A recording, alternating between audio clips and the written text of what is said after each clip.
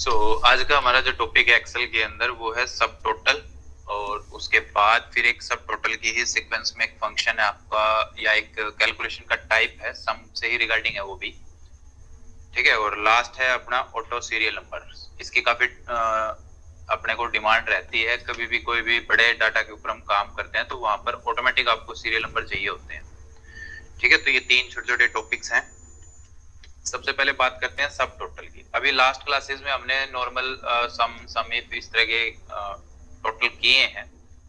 ठीक है। अब उसी सीक्वेंस में एक टोटल और भी आपका आता है, डिपेंड करता है डाटा किस टाइप का है, बट उसमें एक स्पेसिफिक कैलकुलेशन आपको कभी करनी पड़ सकती है। सबसे पहले अपने डाटा को समझो। ये अभी फिलहाल जो हमारे पास टेबल है, इस टेबल के अंदर नॉर्मल डाटा है जैसे अभी तक यूज करते आए हैं। ऑर्डर डेट्स हैं, अलग अलग रीजंस हैं, जो भी सेल्स पर्सन है और उसको जो भी प्रोडक्ट सेल्स के लिए मिला था वो दिया गया है। ठीक है। यूनिट का कॉस्ट और टोटल उसने जो भी सेल किए, ये हमारे डाटा के अंदर चीजें हैं। ठीक है। अभी सबसे पहले आपसे पूछा गया है कि भाई ये जो भी डाटा आपको दे रखा है ये रो फॉर्म में है, मतलब जैसा एंट्री होता गया वैसा ही आपको दे रखा है। अब इसको थोड़ा सा एनालिस करना है आपको, और उसमें सबसे पहले और कॉमन चीज आपको बोलिए कि इस डाटा को अरेंज करना है। अरेंज किसके अकॉर्डिंग करना है? Date wise. ठीक है। तो हमने अपनी फर्स्ट क्लास में भी किया था शॉर्टिंग, असेंडिंग डिसेंडिंग ऑर्डर में डाटा को किसी भी कॉलम के अकॉर्डिंग अगर आपको एडजस्ट करना है। ठीक है। तो उसमें आपका यही पहला क्वेश्चन है कि आपको ये डाटा अरेंज करना है अपनी डेट वाइज या किसी भी कॉलम के अकॉर्डिंग बोला जा सकता है।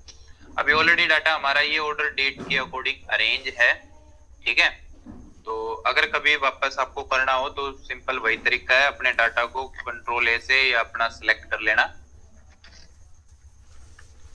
कंट्रोल ए तभी करना है जब आपकी टेबल अगर एक से ज्यादा है, ठीक है, एक ही शीट के अंदर, तो उन दो टेबल्स के बिटवीन कुछ कॉलम्स का गैप हो, ब्लैंक कॉलम होने चाहिए।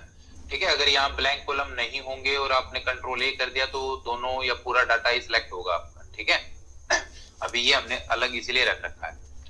तो ऑर्डर डेट के अकॉर्डिंग अगर आपका डाटा आपको बोला गया है अरेंज करने के लिए या किसी भी कॉलम के अकॉर्डिंग बोला गया है, तो उसमें सिंपल सा तरीका है, अपनी टेबल को सिलेक्ट करके फिल्टर पे आ जाओ, कस्टम शॉर्ट, और यहाँ पर आपको अपना क्या करना है, सबसे पहले वो कॉलम हेडिंग चूज करना है जिसके अकॉर्डिंग आपको अरेंज करने के लिए बोला गया है।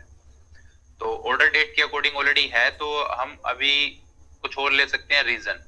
ठीक है भाई, एक रीजन का डाटा एक जगह आ जाए, तो हमने रीजन चूज कर लिया, ascending to descending, and okay कर दो। तो अभी ये जो डाटा है वो रीजन वाइज हो गया। मतलब अभी जैसे सेंटर रीजन है तो सारा एक जगह हो गया, और सेंटर रीजन में जिसने जो भी सेल कर रखी है वो सारा आपका एक जगह डाटा आ गया। अब ये तो होगी डाटा को अरेंज करने की बात। अब इसी अरेंजमेंट के बिहाफ पे आपको बोला गया है कि टोटल भी होना चाहिए। ठीक है। टोटल चाहे डेट वाइज बोले, चाहे रीजन वाइज बोले, चाहे आपका रिप्रेजेंटेटिव के अकॉर्डिंग बोला जाए, या आइटम वाइज। जो सबसे ज्यादा डिमांड रहती है अभी जो हम करना चाहते हैं उसके अंदर आइटम वाइज आपको टोटल करके देना पड़ सकता है। ठीक है। इस डाटा को हम यूं मान के चल रहे हैं कि हमारी प्रोडक्ट की लिस्ट जो भी सेल्स हुई है अलग अलग रीजन्स में अलग अलग सेल पर्सन के थ्रू, आपको इंडिविजुअली एक प्रोडक्ट का जो सेल है वो एक जगह देखना है।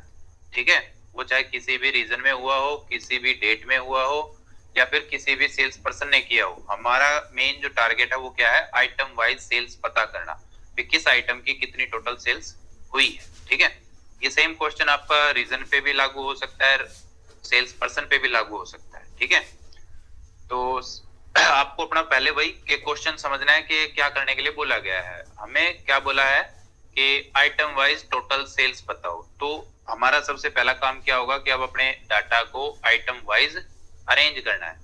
जैसे अभी हमने रीजन वाइज अरेंज किया है, सेम ऐसे ही आइटम वाइज अपना वापस जाओ, सेलेक्ट ऑल करके टेबल को कस्टम शॉर्ट पे, और यहाँ रीजन की जगह अब हम क्या ले लेंगे? अपना आइटम।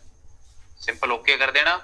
अब आपका जो भी एक नाम का प्रोडक्ट होगा किसी भी रीजन में, किसी भी सेल्स पर्सन में, किसी भी डेट्स में, तो सारा एक जगह सिलेक्शन में आ जाएगा। पहला स्टेप तो आपका ये था कि आपको अगर आइटम वाइज टोटल पूछा गया है तो अपने डाटा को आइटम वाइज अरेंज करो। ओके, नेक्स्ट चीज अब हमें करना है इसके ऊपर टोटल।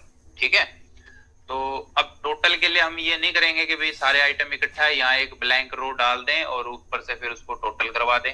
अब ये तो चलो थोड़ा सा ही डाटा है, आप कर भी सकते हो, लेकिन जब हजारों की लिस्ट में आपके पास डाटा आएगा तो वहां पर ऐसे नहीं पॉसिबल। ठीक है, तो उसका एक सिस्टम है एक्सेल के अंदर, एक तरीका है, आपको वो फॉलो करना पड़ेगा, जिसमें पहला स्टेप ये था कि आपको अपना जिस भी कैलकुलेशन के लिए जो भी क्राइटेरिया दिया गया है उसके अकॉर्डिंग डाटा को अरेंज करना। नेक्स्ट क्या करना है, आपको अपने डाटा को सिलेक्ट रखना, डाटा टैब में आना और यहाँ पर आपको एक फंक्शन मिलेगा लास्ट में सब टोटल के नाम से। ठीक है, ये दो फंक्शंस आते हैं, एक आपका ऑप्शन है और एक आपका फॉर्मूला भी है। ठीक है, तो सिलेक्ट ऑल करके हम आए सब टोटल पे। यहाँ आपसे वही चीज पूछी जाएगी भी आपको जो भी टोटल करना है वो किसके अकॉर्डिंग करना है, तो आइटम वाइज करना है क्योंकि हमारा डाटा हमने अरेंज कर रखा है आइटम वाइज। ठीक है, और नीचे पूछेगा भी क्या कैलकुलेशन करनी है।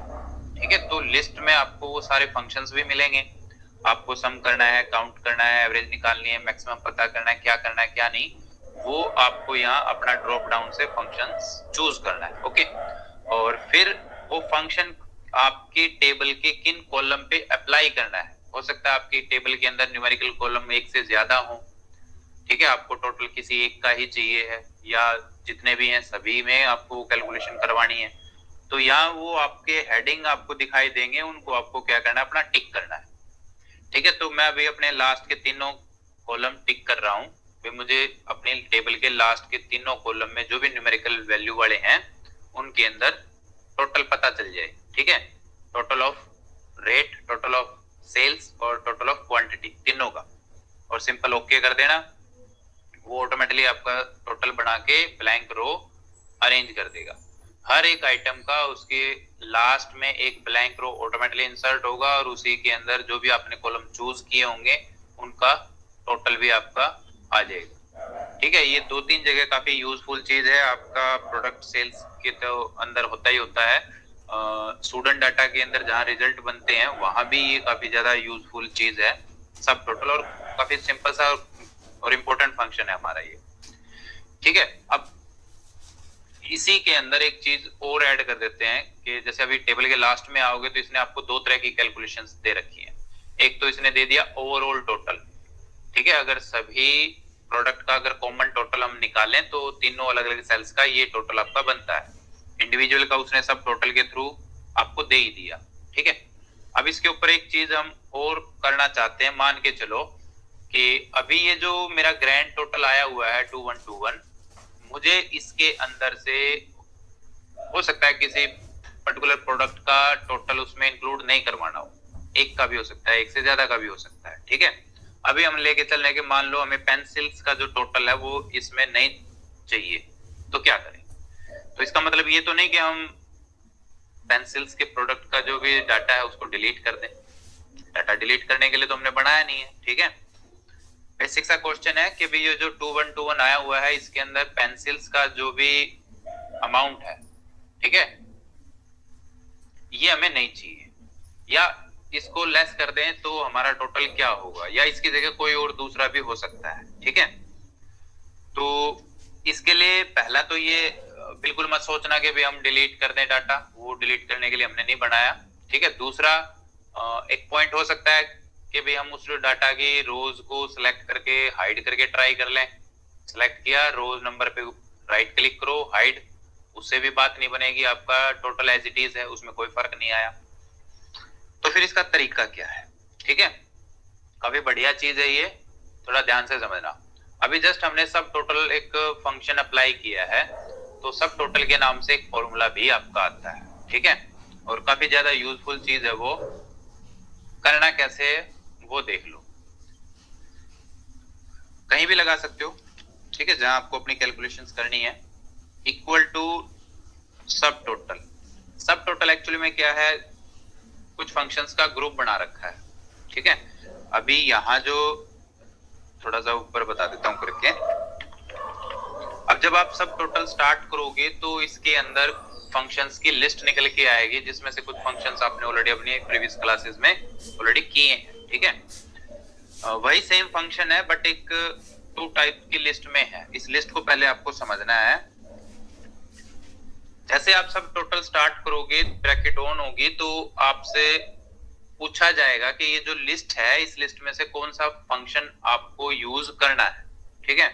जो भी फंक्शन आपको यूज करना है, उस फंक्शन का जो भी नंबर दे रखा है, आपको अपना पहले वो टाइप करना है। ऊपर सिंटेक्स में है ना फंक्शन नंबर, जो आपको इस लिस्ट में से, जो उसने ड्रॉप डाउन में दी है, उस लिस्ट में से जो भी फंक्शंस आपको अपना सब टोटल के अंदर यूज करना है, उसका नंबर बताना है। अब नंबर कौन सा दें, क्योंकि यहाँ पर जो लिस्ट आई है वो दो टाइप की है, सेम फंक्शन है लेकिन उनके नंबर अलग अलग है। 1 to 10 11 तक जो फंक्शन है, ठीक है, वही सेम फंक्शन 101 से रीस्टार्ट होते हैं, ठीक है, वही सेम फंक्शन है। ऊपर वाली लिस्ट में भी वही फंक्शन है, नीचे वाली लिस्ट में भी वही सेम फंक्शन है, लेकिन दोनों के जो कोड नंबर है वो अलग अलग है। अब इसका मतलब क्या हुआ, अगर आप 1 to 11 तक का कोई फंक्शन या कोई नंबर ऐड करते हो तो एज नेचुरल जैसे वो आप अलग से लगा के काम करते हो, वो वही काम करेगा, कोई एक्स्ट्रा काम नहीं होगा, ठीक है, कोई डिफरेंस नहीं आएगा उसमें। जैसे मान लो मैं अभी टोटली करना चाह रहा हूं, तो मैंने क्या किया, इसका लिस्ट नंबर क्या था 9। मान लो सम करना है अपने को, तो सम के लिए हमने डाल दिया 9, ठीक है, कोमा। फिर पूछेगा भी ये जो सम फंक्शन आपने एज ए कोड नंबर 9 लिया है, ये किस पे अप्लाई करना है, किस रेंज पे अप्लाई करना है। तो हमने ले लिया मान लो अपना ये पूरा रेंज,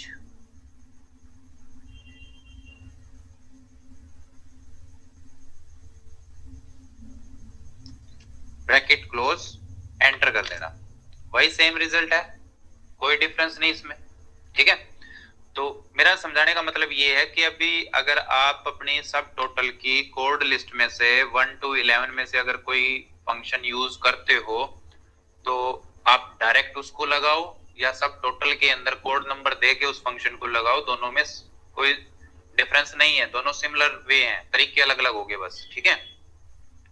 तो मेन चीज है वो क्या है कि हमें जो सेकंड लिस्ट कोड दी गई है उन्हीं सेम फंक्शन की वो यूज करने हैं, ठीक है। तो इसी लिस्ट में सम के लिए कोड दिया गया है 109, ठीक है। तो हम डायरेक्ट 9 की जगह ले रहे हैं 109। 109 का मतलब यहाँ क्या हो गया कि हम सम करना चाह रहे हैं।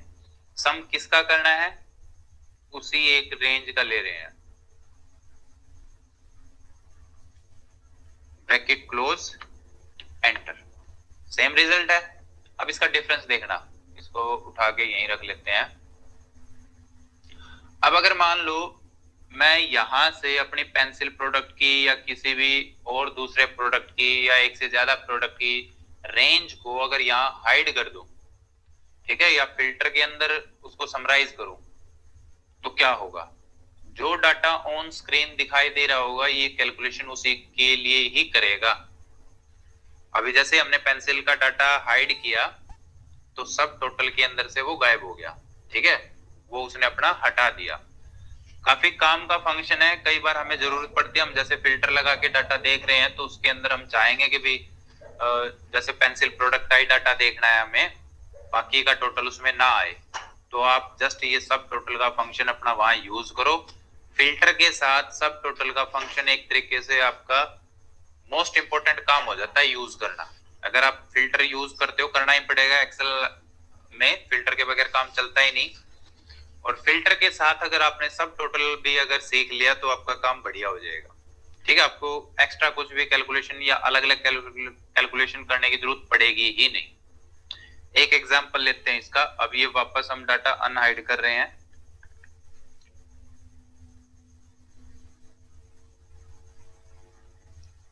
अच्छा, जब ये सब टोटल आप करोगे तो होगा क्या कि ये यहाँ पर ग्रुप बन जाते हैं, ठीक है, डाटा वाइज।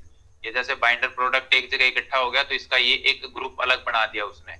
ये माइनस है, अभी ओपन है डाटा, प्लस करोगे तो वो हाइड हो जाएगा। ये सभी डाटा का उसने क्या कर दिया, ग्रुप बना दिया। ये पूरा डाटा आपका इसी शॉर्ट रेंज में आ गया। काफी बड़े डाटा के ग्रुप बना के उसको एनालिसिस करना एक ट्रिक है, एक तरीका है डाटा के ऊपर काम करने का। भाई आपको मान लो अभी सिर्फ पेंसिल प्रोडक्ट का ही डाटा देखना है इस पूरी टेबल में, क्या करोगे? सब टोटल लगा के उसका जो भी सेक्शन है उसको ओपन कर लो। बस पेंसिल का आपको डाटा चाहिए था, वो पेंसिल का दिखाई दे रहा है, बाकी का सारा ग्रुप में मर्ज है।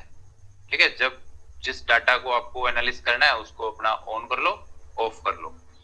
अगर ये ग्रुप बिल्कुल ही हटाने हैं, आपको भी नहीं चाहिए, बिल्कुल डाटा आपको सिंपल करना है, इसके लिए क्या करोगे? अपनी टेबल को या जितने एरिया में आपकी टेबल है उसको सारे एरिया को सिलेक्ट कर लो, डाटा के अंदर ही सब टोटल से ऊपर। ठीक है, इसी काम के लिए फंक्शन दे रखा है ग्रुप और अनग्रुप। या तो आप अपने बिहाफ पे ग्रुप बना सकते हो, या ग्रुप बना हुआ है तो उसको अनग्रुप भी कर सकते हो। एक सिंपल क्लिक करोगे वो आपका अनग्रुप हो जाएगा, या क्लियर आउटलाइन कर देना, वो सिंपल कर देगा। अभी मैं इसमें से ये चीजें हटा रहा हूं जो सब टोटल के थ्रू हमने की थी।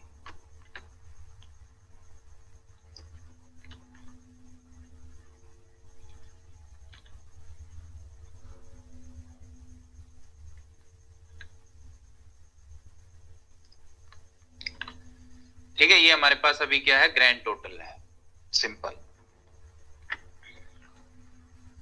सब टोटल और ग्रुप अनग्रुप, और एक नॉर्मल जैसे डायरेक्ट टेबल के अंदर ये सब टोटल आप लगा रहे हो। ये 3-4 चीजें एक दूसरे से कनेक्टेड हैं, एक ही टेबल पे आप अपना आराम से एक बार करके देखना, अच्छे से प्रैक्टिस करना, क्योंकि काफी यूजफुल चीजें हैं ये। नेक्स्ट हमारा आता है क्वार्टरली टोटल निकालना। अब कई बार डाटा आपको कुछ इस तरीके का एक फिक्स फॉर्मेट में मिलेगा जहां पर आपको बेसिक कोई भी कैलकुलेशन करनी पड़ सकती है। अभी जो हमारे पास डाटा है उसके अंदर जो फॉर्मेट है वो क्या है कि भी आपका कोई भी रेवेन्यू शीट है, प्रोडक्ट का सेल्स का शीट है, ठीक है, आपका वो क्वार्टर वाइज बना रखा है फॉर्मेट। ठीक है, आपको आप जो साल है वो 4 हिस्सों में डिवाइड कर रखा है। ठीक है, तीनों महीनों का मतलब फर्स्ट क्वार्टर का आपका जो भी रीजन वाइज डाटा है वो आपने यहाँ डाल दिया, पूरी टेबल में है ये सब ऐसा। ठीक है, अब मेन जो चीज है वो क्या है कि भी आपको क्वार्टर वाइज सभी मंथ का यहाँ पर कोई कैलकुलेशन करना है। हो सकता है सम करना हो, मैक्सिमम निकालना हो, एवरेज निकालना हो, कुछ भी करना पड़ सकता है। और ये आपका काफी बड़ा शीट हो सकता है, अभी तो समझाने के लिए छोटा सा ही बना रखा है। ठीक है, नॉर्थ रीजन के अंदर आपकी काफी सारी सेल्स हो सकती हैं।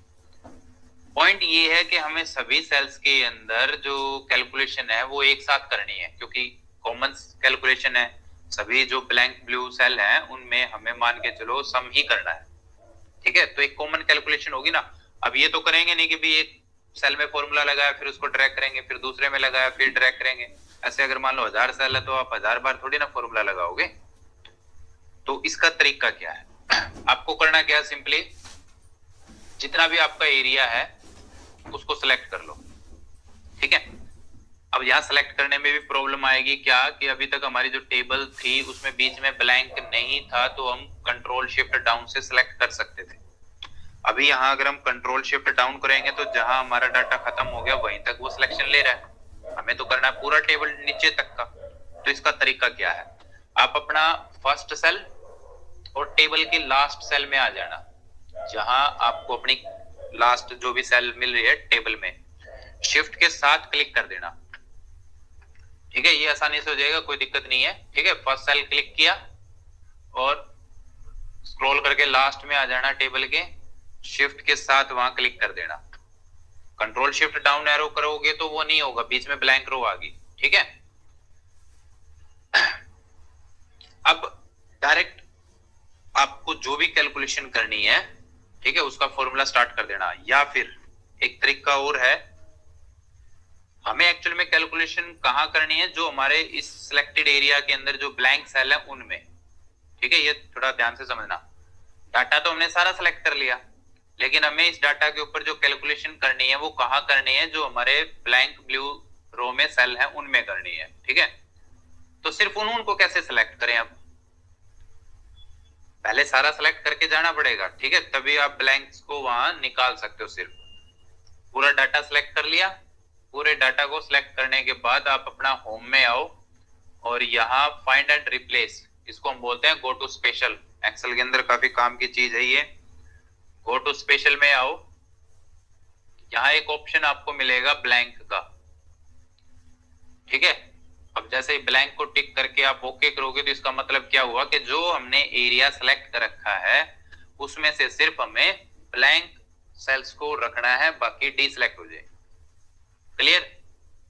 जो भी एरिया हमने पीछे सेलेक्ट कर रखा है, फिल भी है उसमें, ब्लैंक भी है, सारा ही है। अब उसमें से रखना कौन सा है अपने को? जो ब्लैंक है, ठीक है। तो गो टू स्पेशल में जाके ब्लैंक को टिक करके अपना ओके कर देना।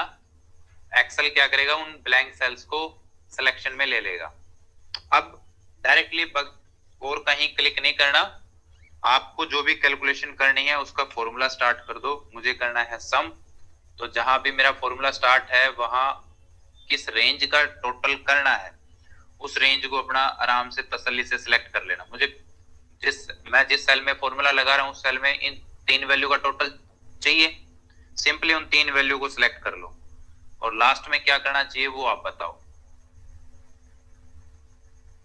फॉर्मूला टाइप होने के बाद क्या करते हैं वो मैंने कर दी, उसके बाद बताओ क्या करते हैं। कंट्रोल के साथ एंटर,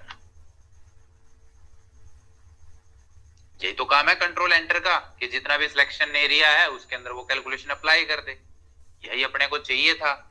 तो एक बार दोबारा देख लो, पहले पूरा डाटा एरिया सिलेक्ट करना है शिफ्ट के साथ।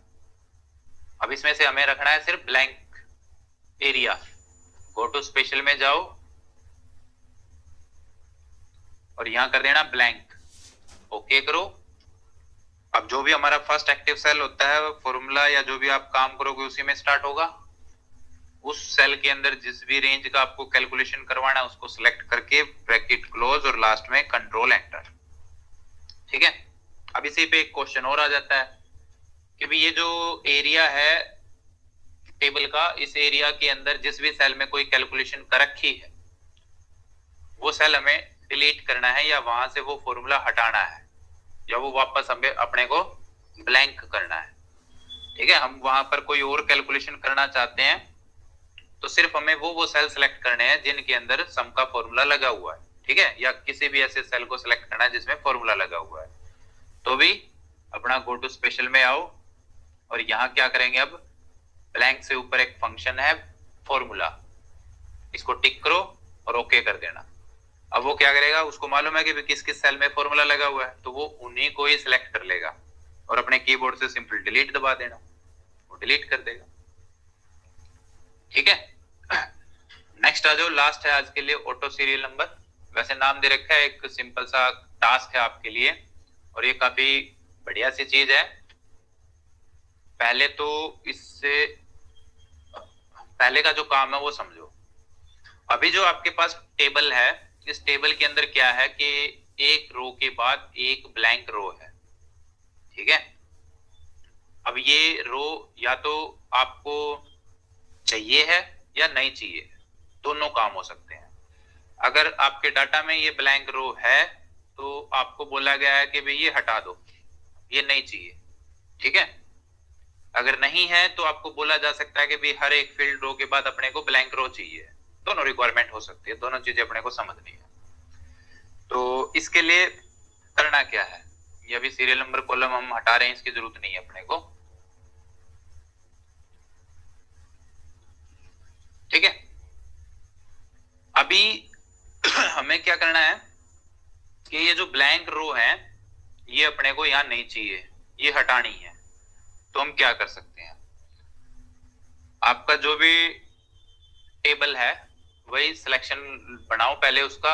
अब कंट्रोल शिफ्ट डाउन तो यहाँ काम करेगा नहीं, तो फर्स्ट और लास्ट सेल को शिफ्ट के साथ अपना क्लिक करवा देना, ठीक है। वापस अपना गो टू स्पेशल में जाओ, ब्लैंक पे क्लिक कर दो, ओके, सारी ब्लैंक रो सिलेक्टेड। अब नेक्स्ट बताओ क्या करना चाहिए, डिलीट कीबोर्ड से। अब कुछ टाइप होगा तो वो डिलीट तो वही हो जाएगा। यहाँ तो रो को डिलीट करना है, डाटा को डिलीट नहीं करना, रो को हटाना है।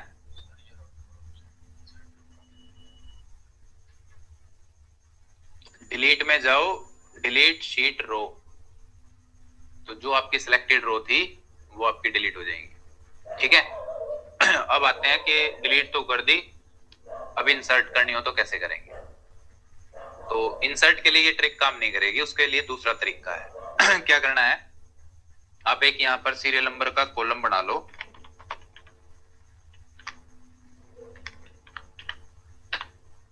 सीरियल नंबर तो डाल ही सकते हैं नॉर्मल, ये हमारे डल गए सीरियल नंबर, कितने हैं 100। ठीक है। करने क्या जा रहे हैं वो माइंड में रखना कि हमें हर एक फील्ड रो के बाद ब्लैंक रो चाहिए है, ये उसके लिए प्रोसीजर है। तो इसमें आपका सीरियल नंबर इंपॉर्टेंट है, सीरियल नंबर होना चाहिए। सीरियल नंबर जितने भी आपके सबको सिलेक्ट करके कॉपी कर लो। ठीक है, और इन्हीं के लास्ट में जाके उनको पेस्ट कर देना। पेस्ट हो गए। नेक्स्ट अपने पूरे डाटा को सिलेक्ट कर लो, control shift down and right arrow key. With duplicate serial number हमने अपने डाटा को सिलेक्ट किया है। नेक्स्ट हमें जाना है अपना शॉर्टिंग में।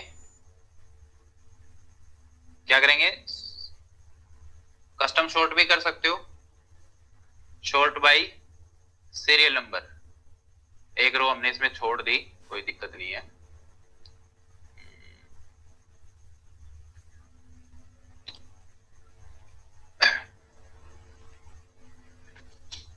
जैसे असेंडिंग डिसेंडिंग ऑर्डर पे आप क्लिक करोगे वहां, तो होगा क्या कि जो हमारे डुप्लीकेट नंबर थे उसने पूरी रेंज में 2 डुप्लीकेट नंबर मिले, उनको एक जगह इकट्ठा कर दिया। तो एक जगह जैसे इकट्ठा किया तो एक पूरी ब्लैंक रो हमारे पास आ गई।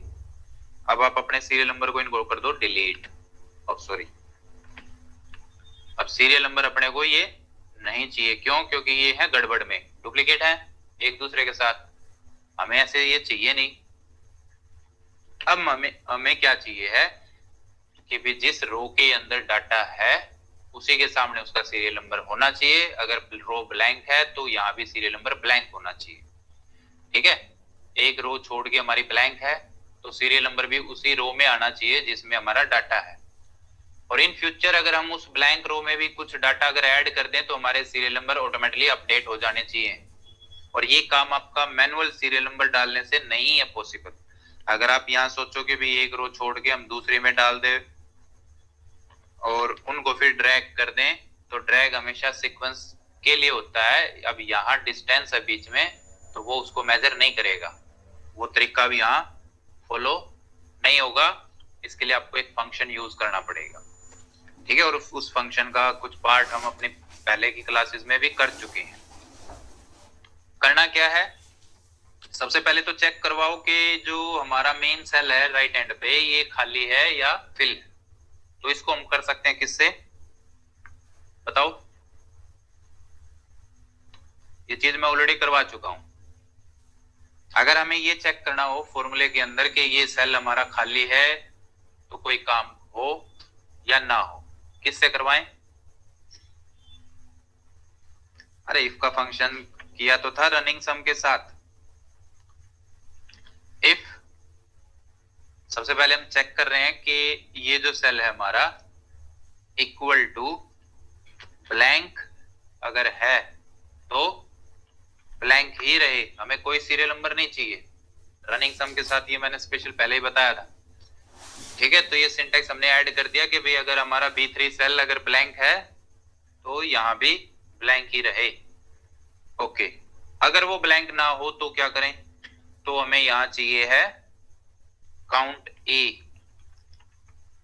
काउंट ए क्या काम करता है ऑलरेडी आपको मालूम है, कितने सेल रेंज में फिल है वही पता करता है। तो हमें यही इसी B3 से B3 के रेंज में पता करना है कि भी कितने सेल फिल हो चुके हैं। ठीक है, वो काउंट करता रहेगा आपके लिए, आपके सीरियल नंबर बढ़ते रहेंगे। तो करना क्या है, B3 हमारा स्टार्टिंग सेल है, B3 और B3 को कर दो लॉक साथ ही साथ। ठीक है, B3 से B3 मतलब फर्स्ट सेल से ही हमें काउंट रखनी है स्टार्टिंग अपनी सेल्स की। दोबारा जो B3 लिया है उसको अनलॉक रखना है, डबल ब्रैकेट क्लोज, एंटर कर देना। अब जैसे ही सेल फंक्शन को आप नीचे ड्रैग करोगे तो जहां उसको अपना ब्लैंक सेल मिलेगा वहां स्किप कर देगा, जहां उसको डाटा मिला तो वहां काउंट क्या काम करेगा, कितने सेल फिल हो गए।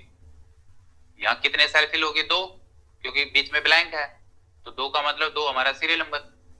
अब बीच में अगर कोई नंबर हम डाल दें या रो में कुछ ऐड कर दें तो सीरियल नंबर अपडेट हो गया आपका, भाई वो ब्लैंक नहीं रहा। अब रेंज में फिल सेल कितने होंगे, 3, तो उससे हमारा फॉर्मूला भी सीरियल नंबर आपको ऑटोमेटिकली प्रोवाइड कर देगा। ब्लैंक करोगे या फिल करोगे वो ऑटोमेटिकली चलेगा अब आपका। ठीक है, एक बार दोबारा देख लो।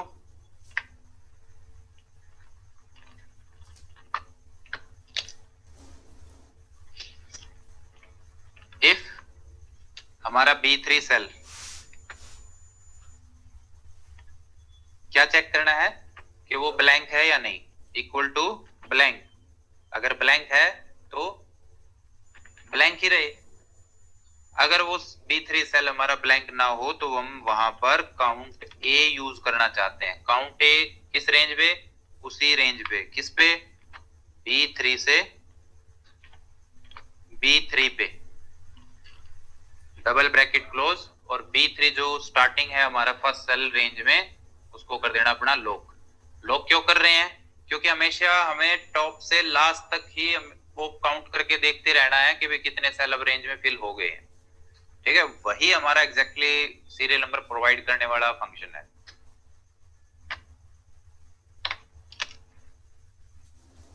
इसको अपना ड्रैग कर देना जहां तक भी आपको चाहिए।